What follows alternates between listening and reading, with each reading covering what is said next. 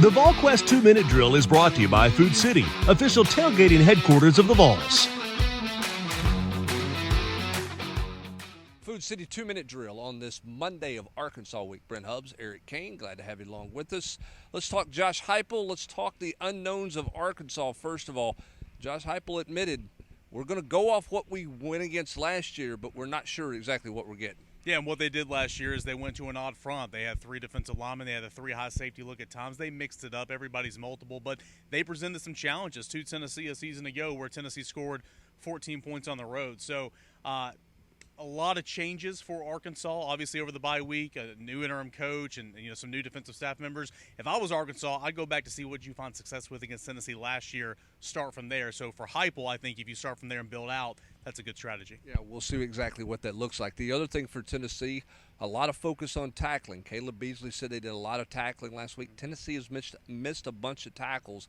That's key, as Josh Heupel noted. This is an offense that's very potent for Arkansas. Yeah, it is. And, Taylor Green, obviously, he runs the football very well, and we'll get to him here in a moment. They have a lead back that transferred in from New Mexico State, and he's had a good year. But they also have Braylon Russell, who was 240 pounds and 6'2", much like Fluff Bothwell, where it felt like in that first half, Brent, Tennessee was just bouncing off of him. And an opportunity to get back to the basics, tackling, fundamentals, couple practices last week, get a long weekend off, just kind of what the doctor ordered, because you're right. From linebackers, secondary guys, way too many missed tackles early on in the year. Yeah, on the health front, Tennessee getting healthier. Hobbs is expected to be able to go. We think Jesse Perry, Sam Pendleton, both those guys got banged up but finished the game, are going to be fine. Yep. Josh Heupel would not declare David Sanders a starter, said it will take everybody to play. You're going to see David Sanders in this game. No, yeah, you're going to see David Sanders play in this game. Again, though, how much work do all those five get? Because, last week I think some of those guys, Perry, Pendleton, were limited.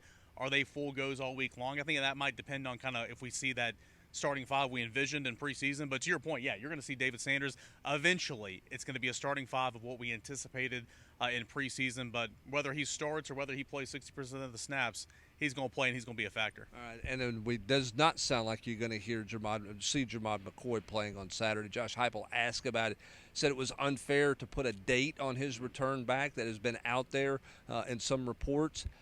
Said he's doing everything he can, but he certainly was not ready to put any kind of timetable on when we might see Jermod McCoy. No, and of course we'll all have eyes on the injury report starting on Wednesday. But they had a lighter day. It was almost kind of like a walkthrough from what somebody told me this morning. So not a lot of physicality. You and Austin continue to say, are you doing team? Are you doing 11-on-11s? Are you tackling? Are you doing contact? Until that happens, it's hard to believe that we're going to see Jermod McCoy being a real factor. So will that happen this week? Hopefully, we'll see. But you're right, Josh Heupel, very non-committal on anything McCoy right now. Plenty of coverage at Volquest.com. Plenty of things from Josh Heupel's visit with the media today. Recruiting 321. A lot of other stuff coming up as well at Volquest.com. That's going to do it for this edition of the Food City 2-Minute Drill. He's Eric Kane. I'm Brent Hubbs.